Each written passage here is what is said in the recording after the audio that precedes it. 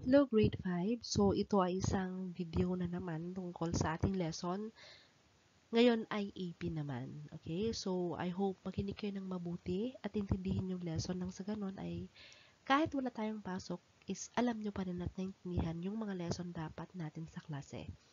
Okay? So, Polo is servicios o sa pilitang paggawa at mandala. Last time, diniscuss ko naman na sa inyo kung anong ibig sabihin ng small servicios, diba? So, sa Tagalog, ang polo servicios ay nangangahulugan na sa pilitang paggawa. So, pag nagtanong ako, anong ibig sabihin ng polo servicios? Ang pwede nyong isagot dyan ay sa pilitang paggawa. Okay, so sino din kaya ang mga pwedeng magtrabaho doon? Okay, so tatlo ang pwedeng magtrabaho doon. So, ang una ay mga kalalakihan lamang. Pwede bang magtrabaho ang mga kababaihan? Hindi. Okay, yun yung pangalawa. So, dapat kalalakihan lamang. Pangalawa, pwede bang magtrabaho ang mga Pilipino na may sakit o kaya nangihina? Hindi. Kasi ang sabi doon ay dapat yung mga may kakayahan lang daw na magtrabaho ang maglilingkod sa Polo Servicios. At ang pangatlo ay pwede bang magtrabaho doon ang mga 12 years old? Hindi rin, kasi sabi sa guidelines ng Polo Servicios ay ang mga pwedeng magtrabaho lamang doon ay yung mga may edad 16 hanggang 60 taong gulang. Okay, next question. Ano ba yung mga trabaho na ginagawa sa Polo Servicios? So, ang una ay ang pagtatayo ng tulay.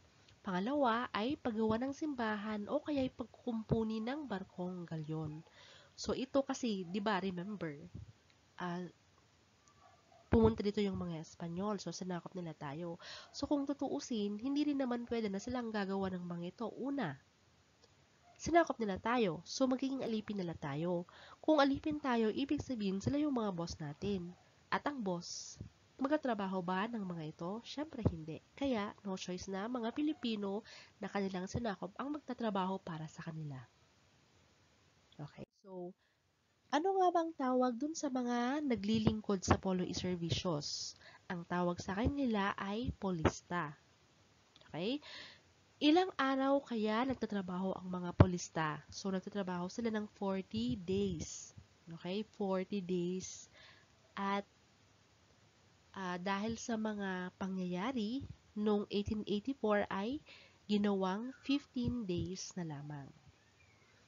Okay, so maliban sa paggawa ng mga tulay o kaya na may mga gusali, so ang mga Espanyol din noon ay kumuha ng mga polista upang sumali sa kanila o kaya tumulong sa kanila sa pakikidigma sa mga Muslim. Okay, bakit nakikidigma sa mga Muslim? Kasi remember, sabi ko rin noon, hindi lahat is naging kaibigan ng mga Espanyol.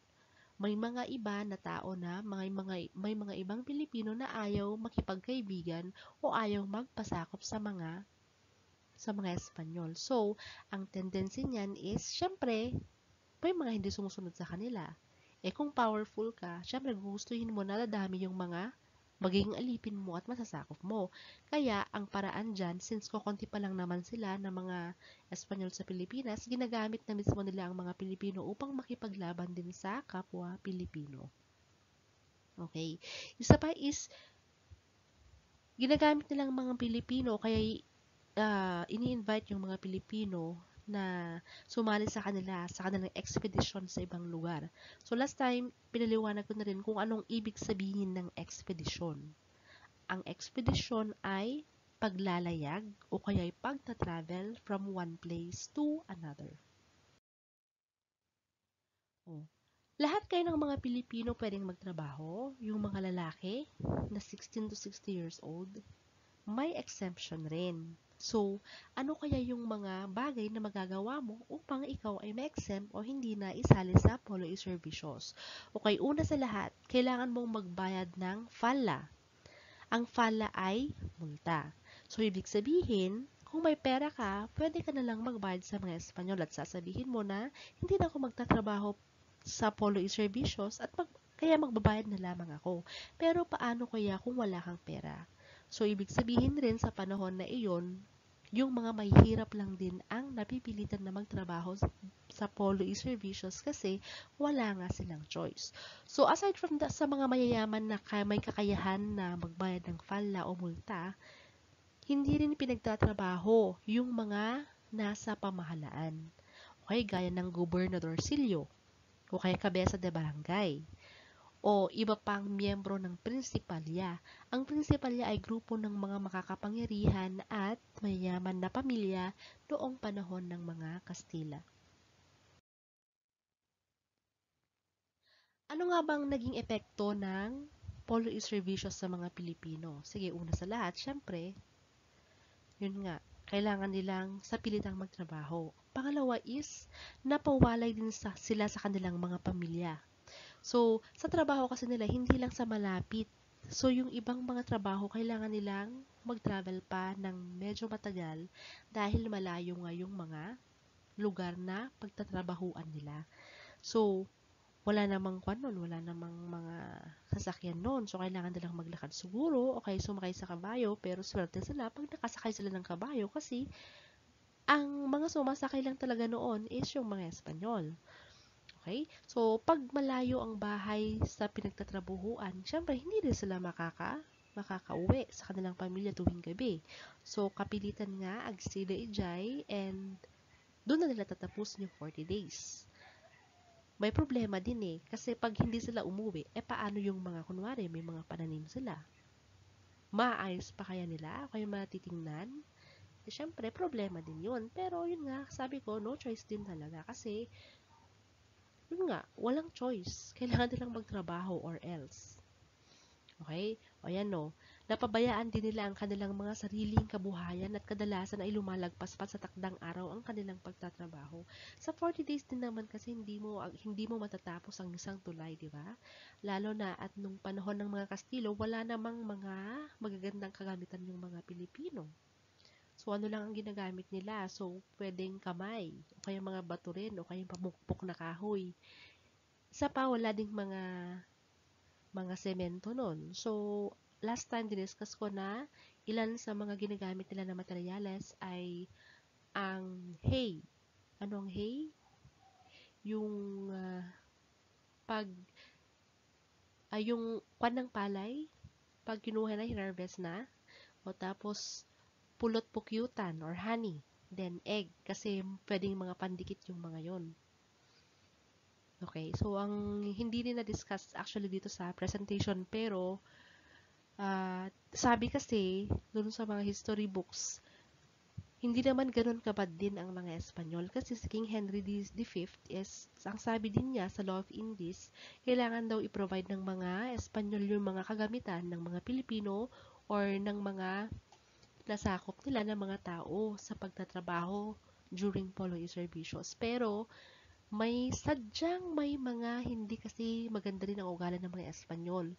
So, imbis na ibigay sa mga Pilipino yung materyales o kaya naman pambili ng materyales, maski sweldo hindi nila binibigay kasi binubulsa na lamang nila para sa pansariling kapakanan.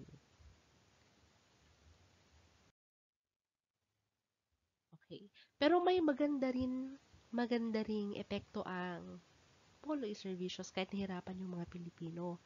Okay, so anong nangyari? Siyempre, may mga nagtatrabaho, may mga tulay, may mga gusali, may mga simbahan na ginagamit din naman ng mga Pilipino na nagpaubayan na sa mga Espanyol. So, for example, yung mga nag-embrace ng Christianity or Catholicism. O, di syempre, pag may simbahan, doon sila nagsisimba. Kaya lang, marami pa rin ang mga Pilipino na hindi sang-ayon sa ginagawa ng mga Espanyol. O, yun nga, na-realize nila, naisip nila na bakit ba ang mga Espanyol hindi nila pag-aari ang Pilipinas, pero tayo na mga Pilipino ay inaalipin nila. So, merong mga nag-aalsa na. So, gumawa sila ng paraan para ipabatid or sabihin sa mga Espanyol na tama na. Pero, syempre, sa panahon na yun, kulang pa rin kasi sa power ang mga Pilipino. Kaya, yun nga, imbis na makalaban sila ng maayos o kaya naman manalo sila ay nagiging libingan na lang ang kanilang hantungan. Okay. So, nag-start din sa panahon na yan yung, ito nga, natatak na sa isipan ng marami na ang ganitong uri ng trabaho ay simbolo ng kahirapan at pang-aalipin. O dahil nga, ang mga may kapangyarihan at may pera ay exempted or hindi nakasali sa polo servicios, natanim na nga sa mga isipan ng mga Pilipino noon na mahihirap na, yun nga, na ang polo servicios ay tatak ng kahirapan at pang-aalipin since sila lang naman ang mga nagiging biktima nito. O, ito lang sinasabi ko kanina, dahil sa mga pag-aabuso ng mga Espanyol, hindi na ito nakayanan ng mga Pilipino. O, so, nagsimula na silang mag-alsa or they tried to go against Spain. O, kaya nagkaroon ng pag-aalsa gaya ng pag-aalsa ni Sumuroy sa Samar noong 1649 to 1650. So, maliban sa sapilitang paggawa, meron pang isang bagay na ginagawa rin yung mga Espanyol noong panahon ng mga Kastila. Actually, marami ito, pero hiwa-hiwalayin ko lang para hindi masyadong long yung video. Okay, so ang isa dito is yung sistemang bandala. Anong ibig sabihin kaya ng sistemang bandala? Ito ay ang sa pilitang pagbili ng pamahalaang Espanyol ng mga produkto ng mga magsasaka. So, ibig sabihin, sa pilitan ulit. So, no choice ka. Pag sinabing, bibilhin ko, ako lang ang may kapangyarihan na bumili ng mga pananim mo, wala kang karapatan na magbenta ng produkto mo sa iba. Kasi, alam mo nang mangyayari. So, ano ang nangyayari pag ganon? Siyempre, mas makapangyarihan yung mga Espanyol at tayo ay parang alipin lang naman. Pag may tanim tayo, anong pwedeng mangyari? So, kukunin nila yung tanim natin at ano kaya, babayaran tayo ng tama o hindi? Okay, so hindi tayo babayaran ng maayos. Kung magkakano lang yung ibibigay ng mga Espanyol, yun lang yun. Hindi tayo pwedeng magsabi na, oh, ang dami kong nagasto dyan. Hindi. O, pwede naman, pwede tayong magsalita, pero yun nga, may kapalit na parusa. Since mga under tayo, okay? So, tayo ay mga alipin o kaya naman mga mas mababa sa kanila at sila ang sumakop sa atin.